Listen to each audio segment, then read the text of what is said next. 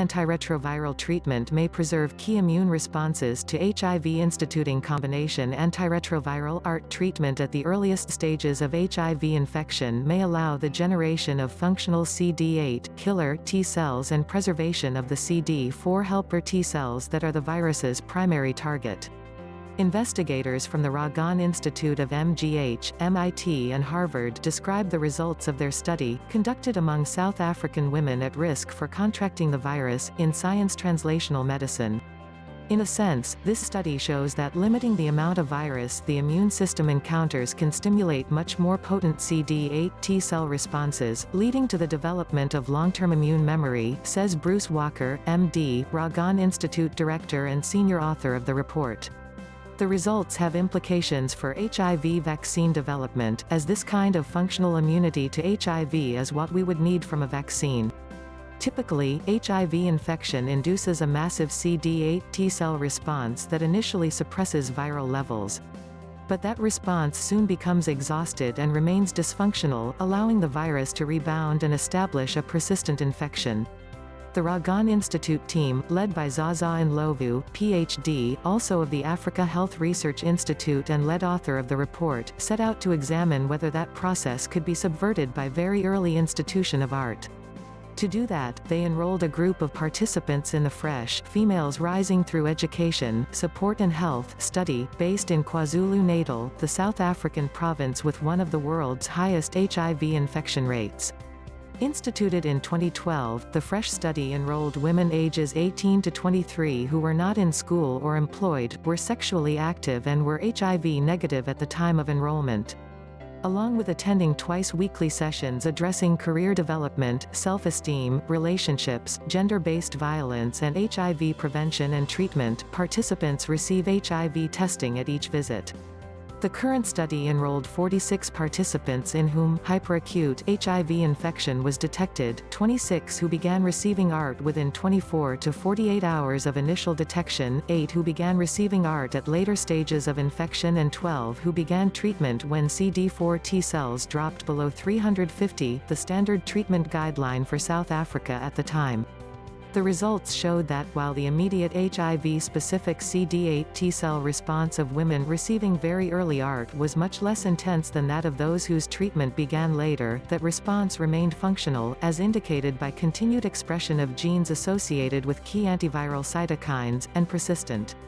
Early ART also altered the maturation of HIV-specific CD8 T cells towards generation of effective antiviral T cell memory and promoted robust HIV-specific CD4 T cell responses.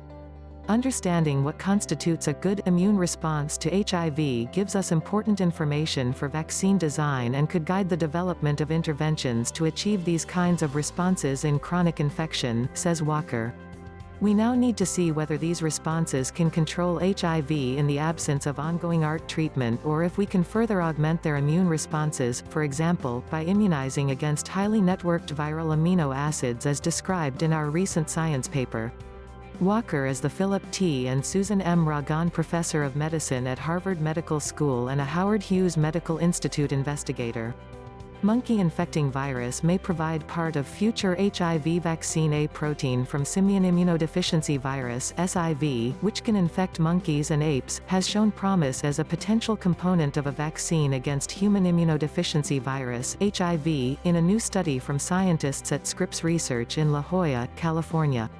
Chimpanzee SIV, which can cause an AIDS-like disease in the natural host, is the virus that jumped to humans and evolved into HIV roughly a century ago in Africa. SIV's outer envelope protein, ENV, shares a key structure with HIV's ENV. That and other properties make SIV-ENV attractive as a potential component of a future vaccine against HIV infection. In the study, published in the May 21 issue of Cell Reports, the Scripps research scientists found that inoculating mice with SIV-ENV proteins elicited antibodies that neutralize infection against multiple HIV strains. We've shown here that one can use shapes from chimpanzee infecting SIV to stimulate the production of antibodies against the human infecting HIV, says co-senior author Dennis Burton, Ph.D., the James and Jesse Minor Chair in Immunology in the Department of Immunology and Microbiology at Scripps Research. It's a simple but inspired strategy, reminiscent of the use of cowpox virus to immunize against smallpox virus over 200 years ago, and should help us in making an HIV vaccine. Despite medications that can control HIV and reduce transmission, the disease remains a leading cause of death and a health threat to millions worldwide. Approximately 37 million people worldwide were living with HIV at the end of 2017, according to the Centers for Disease Control and Prevention. A vaccine for HIV would help prevent infection and control the spread of disease. The traditional approach to designing a viral vaccine is to use a weakened or engineered version of the virus as the immunogen that stimulates the immune system to produce protective antibodies. But that doesn't work against HIV. The AIDS-causing virus rapidly mutates its outermost structures during infection, constantly creating new strains or variants that can evade antibodies produced against prior variants. A vaccine based on one HIV strain encountered in the past would be ineffective against virtually all versions of HIV a person would be likely to encounter in the future. As an alternative approach, Burton's group and others want to design HIV vaccines that focus the antibody response on the few truly vulnerable parts of the virus. These vulnerable viral structures, or broadly neutralizing epitopes, are so important to HIV's ability to infect cells and replicate that they vary by a limited amount from one strain to the next. It's a challenging strategy because these structures normally are well concealed by the virus. Moreover, the antibodies that can fasten to these epitopes tend to have unusual shapes, and essentially are difficult for the immune system to produce. They are found only rarely in HIV-infected people, and even then, usually at low levels. Burton and colleagues hope to overcome those hurdles by using a primary injection plus a series of booster shots, all with distinct immunogens, to gradually force the production of antibodies that fasten tightly to broadly neutralizing epitopes, while minimizing the usual, wasted production of antibodies against non-vulnerable sites on the virus.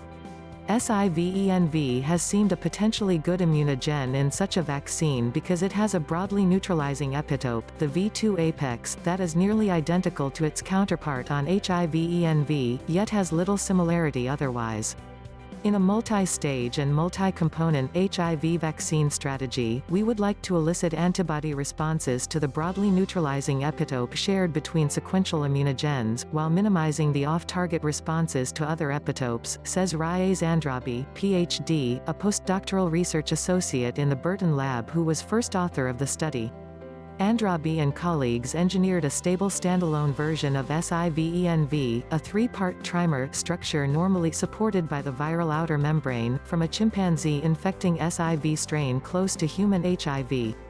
Using mice engineered by collaborators at Duke University to be capable of producing the necessary antibodies, they showed that inoculating with the SIVENV trimers twice over 4 weeks elicited the desired, narrowly targeted antibody response to the HIV V2 apex. The antibody response was capable of neutralizing several HIV isolates. Adding a booster inoculation using HIVENV trimers made the HIV neutralizing response even broader. This suggests that the antibody responses were developing along favorable pathways, Andrabi says. The laboratory of co-senior author Andrew Ward, Ph.D., professor in the Department of Integrative Structural and Computational Biology at Scripps Research, meanwhile used cryo-electron microscopy to map for the first time the atomic structure of the SIVENV trimer. The team analyzed the map to discover the structural differences between SIV and HIVENV trimers. The scientists' SIVENV trimer has been approved by the U.S. National Institute of Allergy and Infectious Diseases (NIAID), National Institutes of Health (NIH) as a candidate HIV vaccine, and the development of a larger-scale manufacturing process for it is now underway, Andrabi says. The team hopes to begin the human safety trials within the next few years. Striking differences in rates of HIV/AIDS within African nations. Despite the rapid scale-up of antiretroviral therapy (ART) since 2000, HIV/AIDS is still the most common cause of death in sub-Saharan Africa, according to data from the Global Burden of Disease. A new scientific paper reveals striking variation in HIV prevalence at provincial and district levels. The paper, published in Nature, provides precise geographic estimates of HIV prevalence and numbers of people living with HIV to identify priority areas for healthcare support to reduce the burden of HIV. Changing the trajectory of HIV/AIDS in Africa requires that we continue to seek better ways to know the epidemic. This paper will support policymakers and healthcare providers in locating hotspots of HIV/AIDS at national and subnational levels, and will help guide smart investment of scarce resources for diagnosis, prevention, and treatment, said Dr. John Nkengasong, Director of the Africa Centers for Disease Control and Prevention, Africa CDC. The study, conducted at the Institute for Health Metrics and Evaluation (IHME) at the University of Washington, is the first to map HIV prevalence among adults ages 15 to 49 comprehensively at a granular, subnational level for all 47 countries in sub-Saharan Africa. The results show high variation in prevalence and changes in prevalence over time within countries. Since 2015, the World Health Organization has recommended ART for all people living with HIV, because early treatment enables them to live longer and healthier lives and reduces the potential for transmitting the virus.